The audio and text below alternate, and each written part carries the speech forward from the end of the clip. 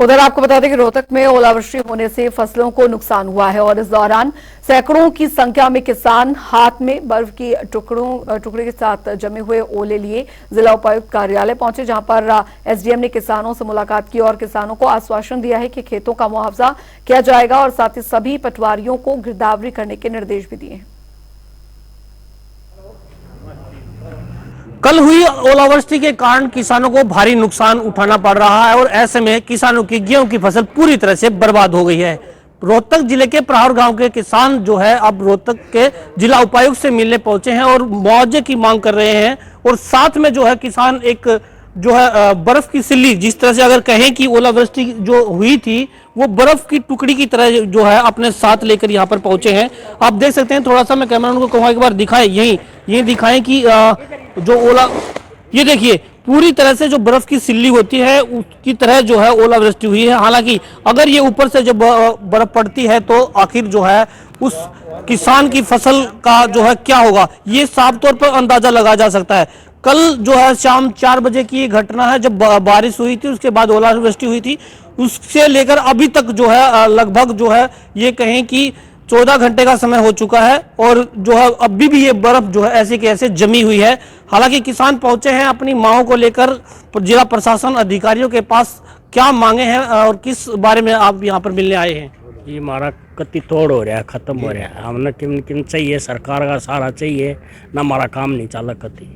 कहाँ से आए हैं आप, पहले ये बता? हम गांव पैरावल से हैं। सारे किसान भाई इकट्ठे होकर सरकार से मदद की गुहार लगाने के लिए आए हैं। हमारे गांव में इतनी ओलावृष्टि होगी जी, पूरे गांव के अंदर हर एक खेत के अंदर एक बाली भी नहीं बची है। ना हमारा जो है अनाज बचा और ना ही हमारा पशुओं के लिए चारा बचा। हम जो है अधिकारियों के से मिलने के लिए आए हैं, अरदास करने के लिए हमारी मदद करें, ज़्यादा से ज़्यादा मुआवजा दें ताकि हम अपने बच्चों का खाने का अनाज खरीद के और पशुओं के लिए चारा खरीद के हम अपना जो है पेट भर सके। यही आपसे पूरे किसान जो है। अच्छा, क्या उम्मीदें क्या लगा रखी थी अब की बार आपने? उम्मीद ऐसी थी अगर 1 एकड़ में कम से कम 70 मन कणक होना चाहिए था। हैं कल के हालात देख के ओलावृष्टि के और फसल नष्ट होगी बिल्कुल। हैं इससे जमींदार अपनी गहरी चिंता में है कि आगे कैसे क्या होगा। बच्चों के लिए खाने के लिए अनाज नहीं, पशुओं के लिए चारा नहीं, तो कैसे क्या होगा। इसलिए प्रधान से भी मिले, गिरोड़ जी से मिले हैं, सभी से रिक्वेस्ट है गांव की जल्दी गिरदावरी होनी चाहिए फसल की। अपनी उम्र में अच्छा, अगर बात करें पूरे गांव में, आप बुजुर्ग आदमी हैं, कितना नुकसान हुआ होगा अगर पूरे गांव की? पूरा 100 का 100 है। इतना 65 साल के हो गए, हमने कभी इतना नुकसान नहीं देखा जो पहली बार इतना नुकसान हुआ। इतना हिमाचल में बर्फ नहीं पड़ती हो, इतनी हमारे गाँव में बर्फ पड़ी। और इसमें हमारे साथ गरीब गुरबा भी सहारा करा करता, गुजारा करा करता। वो गुजारा क्या तक करेगा? हम नहीं कर सकेंगे तो वो क्या तक करेंगे। और कौन सी फसल में ज्यादा नुकसान हुआ? गेहूं की तकरीबन हमारा गेहूं की ज्यादा बोती थी, उसमें ज्यादा नुकसान हमारा, ज्यादा नष्ट होगी कति टोटल गेहूं। अच्छा, पूरी उम्मीदें थी अब की बार जो है गेहूं की फसल होगी, परिवार का गुजारा चलाना होगा। बहुत सारे जो है किसान उम्मीदें लगाए बैठा होता है कि बच्चों की पढ़ाई के लिए फीस भरनी होती है, तो क्या अब क्या सपने पूरी तरह से बह गए हैं? सब बह गए हैं जी।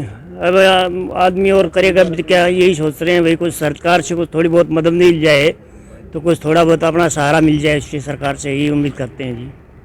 बिल्कुल, सरकार से उम्मीद करते हैं कि कुछ सहारा मिल जाए, लेकिन ये कहें कि जो उम्मीद लगाए बैठे थे उस पर कुदरत की मार पड़ी है। अगर सरकार कुछ जो है सहायता दे देती है तो गुजारा चल सकता है। हाँ जी, बच्चों की फीस फीस और कपड़े सपड़े ये बच्चों के लिए खाने के लिए तकरीबन खरीद सकता है, मिल सकता है। गांव में तो मिले नहीं, शहर में से लेना पड़ेगा क्योंकि पैसे बिना शहर वाला देगा नहीं उधार। तो हमने परेशानी है कि जो पैसा होने के बाद ही चीज़ मिलेगी, बिना पैसे हमारे को कोई चीज़ नहीं मिला। कितने एकड़ में आपने गेहूं बो रखे थे? 4.5 एकड़ में। 4.5 एकड़ सारा का सारा नष्ट हो गया। बिल्कुल। गौशाला में भी दान देने के लिए नहीं रह रहा अनाज, क्या दें? आती है तो उनको क्या देंगे, खाली जाती है। 1 साल पहले भी ऐसे ही कहा था, खाली गए 21 में, बताओ वो कब 20-21 के में गौशाला वाले आए तो हम उसको 2 किलो दाने भी नहीं दे सके, क्योंकि हमारे खेत में ही नहीं, तो हम देंगे कहाँ से। तो आज प्रशासनिक अधिकारियों से आप मिलने पहुंचे हैं यहाँ पर, किसी ने आपकी सुनी है? कोई अभी कुछ कोई नहीं आश्वासन दिया? हमारा कोई आश्वासन नहीं, अभी कोई नहीं आया है। अभी आश्वासन गिरोर साहब से बात, एसडीएम साहब आए हैं और वो बात करेंगे, वो अभी आए नहीं है। अच्छा, आपको लगता है, आपको लगता है, आपने कहा कि पूर्व मंत्री से आप मिले हैं, आपको लगता है कि आपकी मांगे पूरी होंगी? आपका हमारे सरकार मलम पूरा विश्वास है जी, पूरा विश्वास है गरोर साहब से कि वो हमारा पूरा सुनेंगे, सुनी भी है हमारी और आगे भी सुनेंगे, और पूरा हमने पूरा विश्वास है जी ये हमारी मांगे पूरी होंगी। और जी गांव में कति तबाही होगी है, हम तो सरकार से, एसडीएम साहब से यही हाथ जोड़ कर विनती करा है जी, हमारे गांव का ध्यान कर लो जी, कति गांव नष्ट सदमे में है। और जो बाध्य पे किले ले रहे हैं जी, मैं खुद 10 किले बाध्य पे उठा रहा हूँ, 30-35 हजार रुपए में बाध्य ले रहा है। आगे उनको भी देना है, आगे बच्चों का भी ध्यान रखना है, हम तो जी कति तबाह हो गए हैं। दौड़ते भी लागत लगा दी, वो हमने आगे का भविष्य भी खराब हो गया जी, हम तो 3 साल पीछे चले गए, फसल कति बर्बाद होगी जी। बेशक मौके पर जाकर हमारी स्पेशल गिरदावरी करी जाए, ऑनलाइन भी कराओ, और स्पेशल पटवारी को भेज कर चाहे एक किला दिखा दो, पूरा स्पष्ट नष्ट हो रही है सारी। पोर्टल पर आपने अपना क्या वो करवा रखा है? नहीं, कुछ ने करवा रखा है जी, कुछ ने नहीं करवा। हमारे गांव में बैंक था, बैंक ने अब की बार हमारे करी नहीं, बैंक वालों ने गुस्ताखी किया, बीमा नहीं करता हमारा बैंक वालों ने। और आए साल हम जाकर करा करते, और अब के बार में बोले सरकार ले नहीं रही, बोले किसी कंपनी को ठेका नहीं दे रखा और बीमा कराया नहीं हमारा।